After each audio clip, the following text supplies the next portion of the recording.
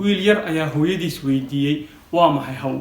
waxay ugu jawaabtay hawadu waa wax kugu xeeran, waa wax aad sii daynaysid marna aad qaadanaysid, waa wax naftaada muhiim u ah laakiin aadan arkaynin. waxyaabo badan oo waxaa jira naftaada muhiim u ah laakiin aadan arkaynin. saddex oraah oo aan isku qaladno ayaa jirta. oraahda koowaad waa maseer, oraahda labaad waa xaasinimo, oraahda saddexaadna waa damiir. saddexdaasiba waxa ay ka midaysan yihiin dareenka. videogan ayaan kula wadaagayaa.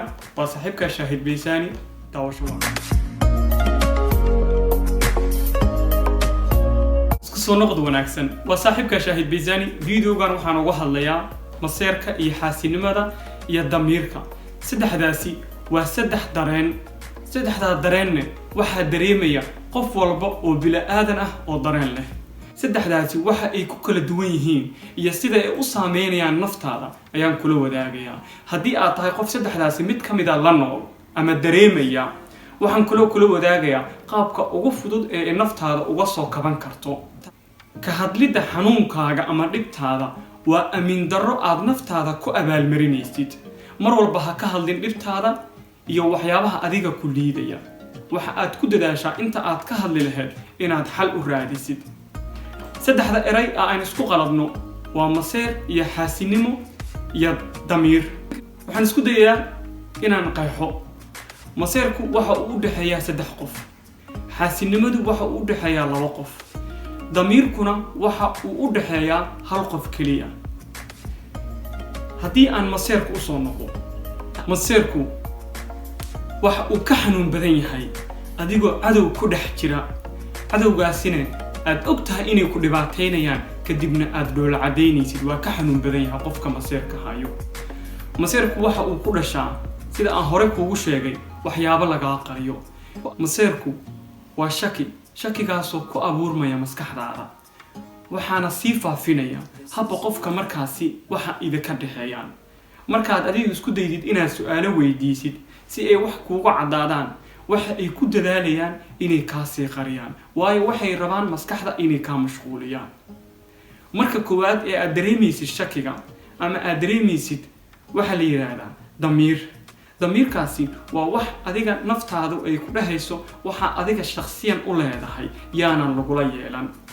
haddii qofka markaasi xiriirka idinka dhexeeyo uu yahay qof aad u wanaagsan, waxa uu dhowrayaa damiirkaaga, waayo marka aad damiirkaagu kicisid oo aad ka falcelisid, haddii aysan dhowrin damiirkaaga, falcelintaasi waxay isku bedelaysaa maseer. maseer markay isku bedesho waxaa imaanaya in maskaxdaada lagu ciyaaro. waxaa imaanaya mar walbaba qofka markaasi xiriirka idinka dhexeeyo inuu ku dadaalo inuu maskaxda kaa mashquuliyo, inuu wax kaa qariyo, inuu wax isku daydayo, in adiga aad markaasna aad su'aalo weydiisid. su'aalahaas aad weydiinaysid asiga qofka wuxuu u arkayaa farxad, wuxuu u arkayaa inaad ku mashquulaysid, laakiin ma ogo dareenka qalbigaaga uu dareemayo. haddii aan qodobka saddexaad usoo laabta ee xaasinimada. xaasidnimadu waxa uu u dhaxeeyaa laba qof. badanaa qofkan waxa uu xasdayaa qofka kale waxa uu haysto. soomaalidu waxa ay tiraahdaa waxa aan haysto baad ka maseersan tahay. kaasi maseer lama yiraahdo, kaasi waxaa la dhahaa xaasinimo.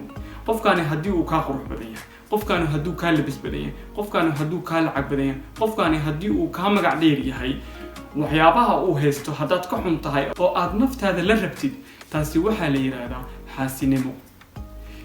oraha baa oranaysay toogsadaha ma xasdo dadka milyaneerada, ee wuxuu u xasdaa kuwa la toogsada, waayo waxa uu u diidayaa inay horumar gaaraan. qofba qofka markaasi ku xeeran ayuu xasdaa. marka ujeedada hadalka xaasinimada, qofkaani haddii uu ka xun yahay waxyaabaha aad haysatid uu hal qof yahay, waa xaasidnimo ee lama dhaho maseer. qofka haddii uu xiriirkaaga soo dhaxgalo aad saddex qof tihiin, saddexdaa qof hal wiil ama laba gabdhood, ama laba gabdhood iyo hal wiil ay sheekadu tahay, taasi waxaa la yiraahdaa maseer. maseerna waxa ay noqonaysaa marka qofka adiga dhankaaga soo xigay uu isku dayayo qof kale inuu garab siiyo, adigana uu wax kaa qariyo. xitaa waxaa laga yaabaa maseerkaas iyo shakigaasi inaysan waxba ka jirin, laakiin adiga aad isdareensiinaysid, adiga aad buuq isku furaysid, adiga aad macnaha sheekadii ka dhigaya mid dhab ah. inta aad maseeri lahayd waxa wanaagsan inaad dib isugu laabatid kadibna aad naftaada xalisid. saddexda qodob ee aan kula wadaagay waa saddexda qodob ee ugu weyn ee qofka bini'aadamka sumaysa. haddii saddexda qodob ee aan kuu sheegay laba ka mid ah aad ka caafimaad qabtid, tan kale aniga shakhsiyadeyda ayaan kugu dhiirigelinaya mar kasta inaad isticmaashid. waxaad ku dadaashaa inaad ka caafimaadid maseerka, shakiga. waxaad isku daydaa mar walba inaad ka caafimaadid xaasinimada. waxaad mar walba ku dadaashaa mar walba in qalbigaaga aad ku haysid inaad damiir leedahay. haddii aan ku dhaho maseer ma jiro ee waa waxa adiga iska dhacdhacsiisay ama wax ay Soomaalidu naga dhacdhacsiiyeen, sida la leeyahay haddii laba qof xiriir ka dhaxayso qofku waxa laga yaabaa ima maseeris miya kama xumaanaysi miya waxa aan samaynayo.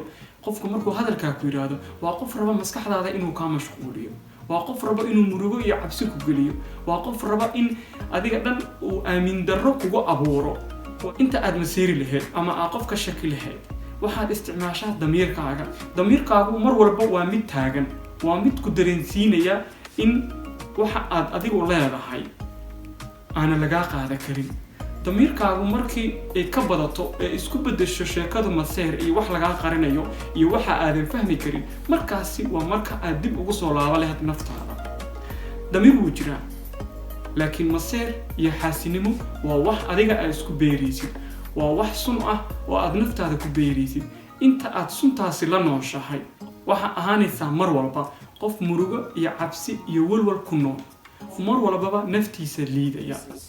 haddii aad maseer badan tahay ama aad mar walba isdareensiinaysid waa maseer badanahay, waxaan kula wadaagayaa dhowr qodob oo haddaad shaki badan tahay ama maseer badan tahay aad uga soo kaba kartid suntaasi jirkaaga ku saaqday ama maskaxdaada ku saaqday. inkastoo ay jiraan dad badan oo kuu soo warramaya ama dad badan oo jecel inay shaki kugu abuuraan, ama qofka markaasi xiriirka idinka dhaxeeyo uu yahay qof maskaxda bini'aadamka ku ciyaara. waayo markaa adigu damiirkaagu aad isweydiisid qofka maxaa ka qaldan, waayo damiir ayaa leedahay. marka aad isweydiisid qofkaasi wuxuu damiirkaaga wanaagsanaa u bedelayaa maseer, waayo waxaa laga yaabaa inuu ku yidhaahdo waa maseersantay. damiirkaaga dareen ayaa kor ah isdeji meesha uu ku dhihi lahaa. hadalku uu koowaad uu ku dhahayo waxa ay tahay waa maseersan tahay, ama waxaa laga yaabaa qof marka aad tala weydiisatid inuu ku yiraahdo waad maseersan tahay. waa maseersan tahay markii uu yiraahdo maskaxdaada isla marka waxaad u sheegtay inaad maseersan tahay. waxa kugu sii badanaya shakiga, waxa isweydiinaysaa naftaada maxaa ka qaldan, miyaada ku filnaan qofka, maxaa si ka ah. marka aad isweydiisid waxa si yaraanaya hamiga naftaada ay lahayd. waxa isku dayaysaa tartan inaad gashid. tartan markaad gashidna waxa meeshaas ku weynaysaa shakhsiyadaadii nafeed, waxaana noqonaysaa qof mar walba u muuqda qof liita. kala garashada saddexda damiirka, maseerka iyo xaasinimada waxa ay ku sahlaysaa in maanta wixii laga dambeeyo aad ahaatid mid u isticmaala caqligiisa markaasi xaaladda uu ku sugan yahay. saddexduba waa saddex dareenka bini'aadanka shakhsiyadeed ay sababaan. waxaan kula wadaagayaa dhowr qodob. qodobka koowaad waxa ay tahay tiri nimcooyinka aad haysatid. waayo marka aad nimcooyinka aad haysatid tirisid ay ka mid tahay qodobka ugu horeeya caafimaadka alle uu ku siiyey, ay ka mid tahay waxyaabaha kale ee dadka haysan aad haysatid, waxaa kuu muuqanayso in nimcooyinkaaga markaasi tirinta aad ku bilowdid inay kuu saacido. maxaa kaa maqan? nimcadee kaa maqan? nimcooyin badan marka aad heshine waxaa imaanayso nimcooyinkaasi qof kula qaybsanaya, raba inuu nimcooyinkaasi kula haysta waa imaanayo. ma aha kii qofkii maskaxda kaa mashquulinayay. haddii maskaxda lagaa mashquuliyo ama wax lagaa qarqariyo, maskaxdaada maseer ha gelin ee waxaad ku dadaashaa inaad nimcooyinkaaga dib u xisaabisid. nimcooyinkaaga markaa xisaabisid waxaa ku badanaya nimcooyinka qofkan kaa maseersiinayo wuu tegayaa ama wuu joogayaayo nimcadaas uu kula qaybsanayaa. qodobka labaad waxaa asxaab la noqota dad aad isku fikir tihiin. haddii aad maanta la noqotid qof kaa fikir duwan ama qof maseer badan ama qof mar walbaba qofkiisa ku mashquulayo, adna waxaad noqonaysaa qof mar walba qofkiisa ku mashquulaya. noqon qof aad isku fikir tihiin. fikirkaagu hadduu yahay inaada qofkaaga ku mashquulin ama aada ka shakin, waxaad raadisaa qof aan qofkiisa ku mashquulin. waayo mar walba aad qofkaasi la joogtid waxa uu ku barayaa siyaabaha loo mashquuli karo naftaada. marka aad naftaada mashquulisin waxaa kaa yaraanaya shakiga, cabsida iyo walwalka.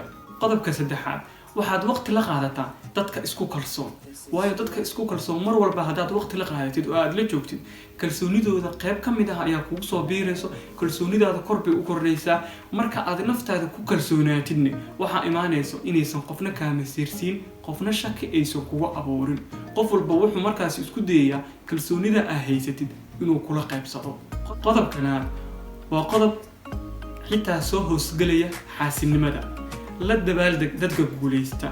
qofku marka uu guulaysto haddii aad la dabaaldegtid waxaa kaa yaraanaya xaasidnimada ah qofka u haysay ama nimcada uu haysto inaad ka xumaatid. marka aad ka xumaanin nimcadaasi waxaad dhismayso qaybta dareenka naftaada ah ee xaasidnimada ah. haddii ay dhisantana waxaa ahaanaysaa qof dadku ay iska jeclaadaan, waayo qof xaasida qofna ma jeclaado. qofku marka uu xaasid yahay dushaas ayaa lagala socdaa, dhibaato ayuu sameynayaa. markuu baahi ay soo qabato lama caawiyo, waa loo qoslayaa ama waa lasii dhibaataynayaa. marka si aad xaasid u noqon, qof walbaba haddii uu kaa nimco badan yahay ama uu guulaysto, la dabaaldeg. dabaaldegaas uu ka imaanaya qalbigaaga, yuusan noqon mid afka ka yimaada. qodobka u dambeeya, waxaa ahaataa qof iska guud. dadka dhammaan kan xun iyo kan wanaagsanba dushaas kala socda, kala garta faa'iidada kaad isleedahay waxbaad ka faa'iidaysaa. waayo haddii aad si guud u socotid, qofkaan maanta xun waxaa laga yaabaa beri inuu isbedelo. beri markuu isbedelana waxaa laga yaabaa calool xumo inuu kuu qaado, uusan ku soo dhawaysan. kan xun iyo kan wanaagsanba si guud ula dhaqan. videogan haddaan ka heshay asxaabtaada la wadaag. wixii commenti ah fikirkaaga waa idigula wadaagi kartaa. waa saaxiibka Shaahid Beysani. waqtiga kuu wacnaado meel walba adduunka ka joogtid. waana kaaga mahadcelinayaa subscribe-ka iyo asxaabta aad ila tahay. السلام عليكم.